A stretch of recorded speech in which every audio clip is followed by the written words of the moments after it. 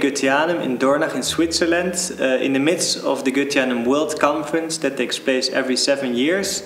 The Goetheanum is a school for anthroposophy, and the question here is how our worldwide network, our partners, can contribute towards the challenges of our time in the different disciplines and fields, like medicine, agriculture, pedagogy, arts.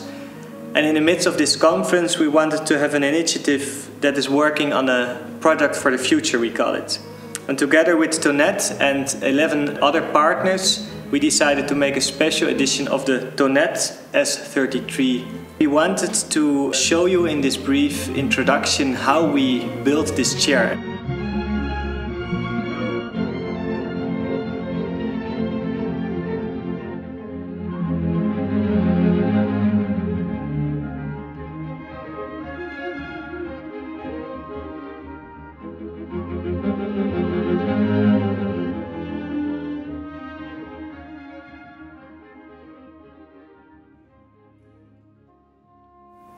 Der S33 gehört zu den berühmtesten Möbeln unserer Zeit. 1926 entworfen von Mads Dam und bis heute ein Klassiker, der verkauft wird. Das Bindeglied zwischen Tonet und dem Goetheanum ist Mads Dam, der für diesen Entwurf von 1926 ein künstlerisches Urheberrecht zugesprochen bekommen hat. Und Mads Dam hat die Lizenzzahlung dem Goetheanum vererbt. Er war zwar nicht selber Mitglied der Anthroposophischen Gesellschaft, stand ihr aber gedanklich sehr nah, auch mit seinem Anspruch als Architekt, soziale Projekte zu realisieren. So it all started with the Guernica de Ecologia by Claudie Jongstra, the artist that is here. My mission in this work was to bring awareness about the wool waste. In Europe, only 225 million kilos are burned on yearly basis. But also the wool is used, for example, this chair, made in the Netherlands, and the cotton is from Sekem. Plant-based dyes, that's one of our missions in the work we make. It's a collective with all transformative partners, and I think this is very essential for the future. The Iona Foundation acquired this artwork not to collect an art piece, but really to start a movement for change. And wherever the Guernica travels, it comes with a series of programs, workshops, and a product. And this chair is a great example of it. Well, whatever fabric is produced or woven, at least 99.9% of the fabric we have today in this world, is a challenge by itself. A huge contributor to environmental problems is the textile industry. It pollutes 20% of all the water in the world, the rivers and the oceans.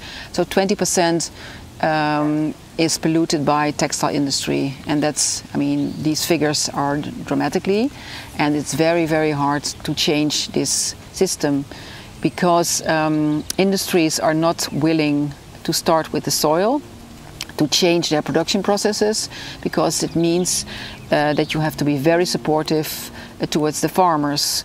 What is special about our cotton is the fact that we know about the whole added value chain. So we know the farmers who planted the cotton, we know the ginning mill who is taking out the seeds of the cotton, we know the spinning mill, the weaving mill, and we have long-standing relations with these companies. They are all in Egypt.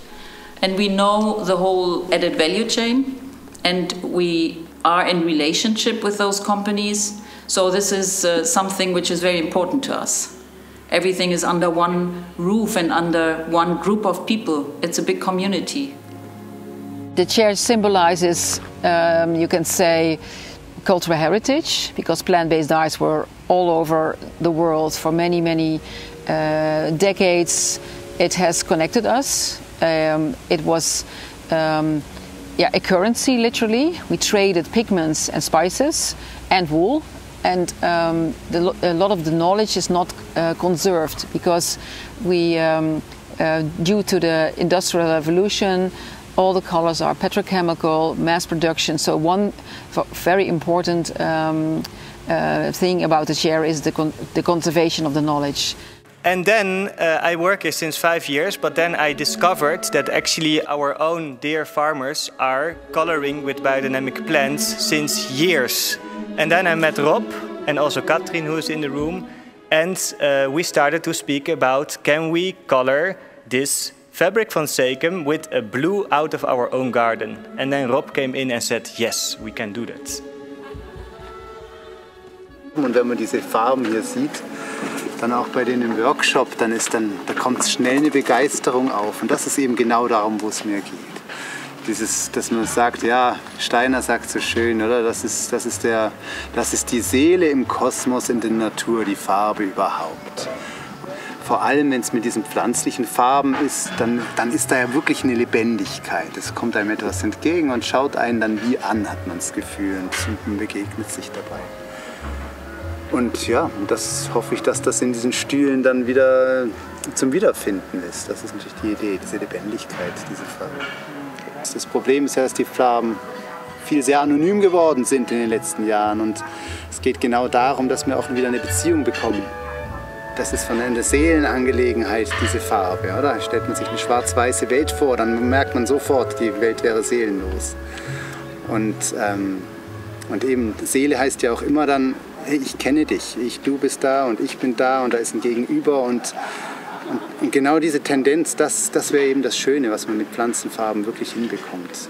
Weil sie haben dann plötzlich eine Gestalt, eine Gegenüber. The Tonet chair is a beautiful example of how collectivity can really impulse and can also inspire people to work together, to join forces, intergenerational. I mean, there's a lot to say about this, I think, holistic way of working, but then in a contemporary way, and showing that in this chair, which will be shown, I think plans are for the Salon del Mobile next year. I mean, this is a highly respected platform for top design worldwide. So I think it's very important to show this symbol on the public space where it's very relevant. Yes.